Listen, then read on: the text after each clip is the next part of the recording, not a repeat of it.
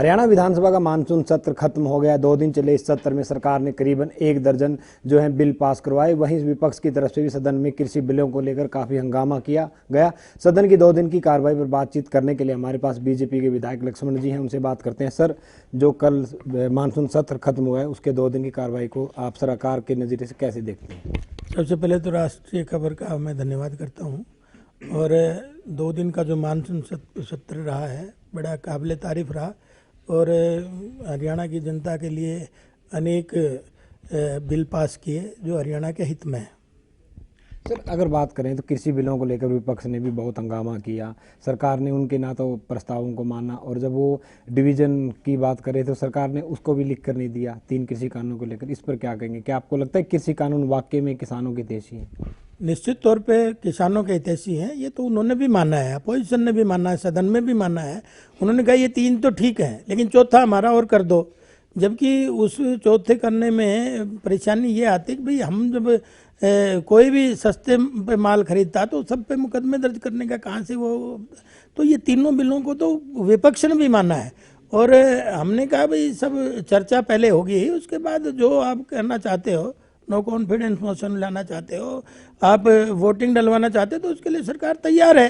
क्योंकि उनको पता था कि भाई तुम वोटिंग में तो जीत नहीं सकते, चर्चा होने मत दो और आप टीवी पर कैमरे पे छाए रहो ताकि हरियाणा की जनता ये भ्रमित रहेगी कि भाई तुम्हारे हकों की लड़ाई कांग्रेस लड़ रही है। जबकि आपने देखा कि यही कांग्रेस थी जो इन बिलों को लाने का प्रयास कर रही थी, लेकिन इनकी व्यवस्था नहीं बन पा रही थी, इनमें इतनी हिम्मत नहीं थी। अगर इन बिलों को लेके नहीं आए, जब हमने इन बिलों को पास कर दिया तो आज ये इसको गलत बताने लगे। वो मैं कई बार कहता हूँ ना कि भाई तू करे तो रास ले ला, हम करे तो करेक्टर ढीला। तो ये तो सिर्फ अपोजिशन के नाम पे अपोजिशन करना होता है, बाकी इन्होंने जनता के हितों से कोई लेना देना नहीं है। सर, अगर आप कहते हो कि कृषि बिल सही है, लेकिन जब सरकारी अध्यादेश के ऊपर चर्चा शुरू हुई तो आप ही पार्टी के विधायक अभय सिंह ने कहा था कि कॉन्ट्रैक्ट फार्मिंग में किसानों को 15% की जो है बैंक गारंटी देने का भी जो है प्रावधान किया जाए। तो क्या लगता है कि जब सरकार के विधायक इस तरह के सवाल उठा रहे हैं कि कहीं ना कहीं कानून में कुछ कमियां हैं और विपक्ष भी कहीं ना कहीं कॉन्ट्रैक्ट फार्मिंग में तो 15% गारंटी की बात तो कर रहा है? नहीं, देखिए उन्होंने ऐसा कुछ नहीं, उनकी ना ऐसी मंशा थी ना उन्होंने ये कुछ कहा था।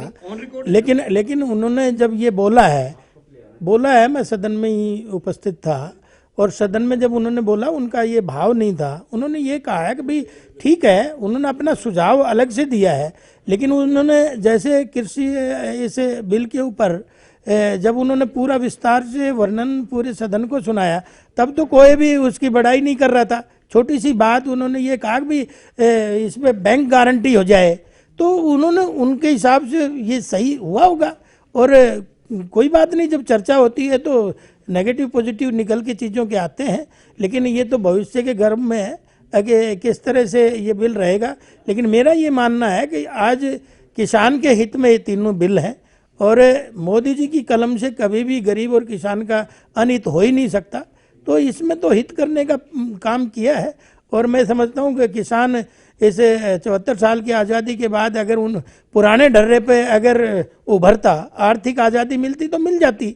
बिल लाने की जरूरत जभी तो पड़ी ना। अगर नए अब एक्सपेरिमेंट है, नए किसानों को एक अवसर दिया है सरकार ने, जिससे जो हमारी सरकार का नारा भी है कि 2022 तक मोदी जी ने कहा है कि किसान की आय डबल होगी। उसके कारण सब चीज़ मिला के ही है, फ्लोरिकल्चर है, हॉर्टिकल्चर है, एग्रीकल्चर है, पशुपालन है, और दूसरा इनको समय पे भाव देने का है, तीसरा इनके फसल को खरीदने वाले बहुतायत में हो। तो ये सब उनके उस हिसाब से मैं ये समझता हूँ कि जो हमारा लक्ष्य है कि 2022 का किसान, तो उसमें ये तीनों बिल सहायक सिद्ध होंगे। सर, कल जो है सदन में एक महत्वपूर्ण कानून पास किया गया जिसके तहत BCA वर्ग को पंचायत, ग्राम समिति और जिला परिषद में आरक्षण दिया गया। इसी तरह महिलाओं की भागीदारी बढ़ाने की बात की गई। राइट टू रिकॉल का भी जो प्रावधान एक बार फिर जो है हरियाणा में लागू किया, इसको आप कैसे देखते हैं? देखिए, तीनों ही महत्वपूर्ण इसमें मुद्दे थे। पंचायत राज जो बिल हमने पास किया है, क्योंकि आपने देखा कि BCA का जो आप चर्चा आप कर रहे हो, उसमें मेरा कहना तो यही है कि ये बहुतायत में एक जगह नहीं है। अलग अलग कहीं पॉकेट में एक घर है, कभी 2 घर हैं, तो बेचारे प्रजातंत्र में इनको उसका लाभ नहीं मिल पा रहा था। लेकिन ये सरकार को मैं तो तारीफ करूंगा कि इन्होंने BCA को ये अवसर 8% का दिया है, जिसमें ये पंच भी बन सकते हैं, सरपंच भी बन सकते हैं, ब्लॉक समिति चेयरमैन भी बन सकते हैं और जिला परिषद के चेयरमैन भी बन सकते हैं। तो पंचायत राज का इनको लाभ लेने का अवसर BCA को मिला है और मैं तो सरकार की तारीफ करता हूँ इस बिल को लाने में। दूसरा, आपने कहा कि महिलाओं के बिल के ऊपर 50% लाए हैं। निश्चित तौर पे प्रजातंत्र में आप देखेंगे कि हमारी 50% भागीदारी महिलाओं की है। खाली हमारी सरकार नारे ही नहीं देती महिलाओं को सुदृढ़ करने के, बल्कि उनके ऊपर काम भी करती है और ये बिल उसी का ही एक अनुसरण करते हुए बनाया गया है। और आपने देखा भी होगा कि जब कम महिलाएं जाती थी, इससे पहले जो में थी, तो वो किस तरह का एजिटेशन करती थी, लेकिन जब महिलाएं बहुतायत में हो जाएंगी तो निश्चित तौर पे वो अपना काम खुद करेंगी। वरना तो अब तक तो कभी पति करता था, कभी बेटा करता था। अब वो जब संख्या में होंगी तो वो अच्छे से चर्चा भी करेंगी, अपने हकों की लड़ाई भी लड़ेंगी और महिलाओं को सुदृढ़ीकरण करने का ये बिल है।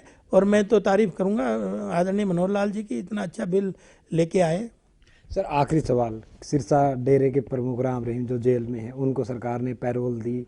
वो सुबह सूरज उगने से पहले जाते हैं और सूरज छिपने के बाद आ जाते हैं, और बड़ौदा उपचुनाव के दौरान ये जो है पैरोल दी गई, तो इसको लेकर क्या कहेंगे? देखिए, राम रहीम का कोई राजनीति से कोई लेना देना नहीं है। और आपने देखा भी होगा कि हमने इनको बंद करा था, हमारी सरकार ने। अगर हमें लगता कि भाई इतना ये फायदा कर देता तो हम इनको क्यों बंद करते। ये तो सिर्फ क्या है कि एक राजनीतिक क्वेश्चन आंसर हैं जो आप भी कर रहे हैं मुझसे, लेकिन ऐसा कोई कुछ नहीं है। और राम रहीम में इतना बड़ा जादू होता तो वो खुद ही पार्टी सरकार बना लेता। तो ऐसा कुछ नहीं है और ये तो कोरिलेशन आप करके देख रहे हैं, लेकिन मैं इस बात को नहीं मानता। कानून अपने तरीके से अपना काम करता है, कानून के हिसाब से सब लोग पेरोल पे आते भी है, जाते भी, ये सब चलता रहता है। ये तो खामखा की एक नई बात पैदा कर रहे हैं, इसमें तो कोई तथ्य से कोई लेना देना नहीं है। ठीक है, थैंक यू सर। तो ये थे हमारे साथ कोसली से बीजेपी विधायक लक्ष्मण यादव, जिन्होंने 2 दिन के मानसून सत्र को सरकार के लेजीरे से कामयाब बताया। वहीं विपक्ष द्वारा किए गए हंगामे को उन्होंने कोरी राजनीति बताया है। चंडीगढ़ से कैमरामैन KB वालिया के साथ OP शर्मा, राष्ट्रीय खबर।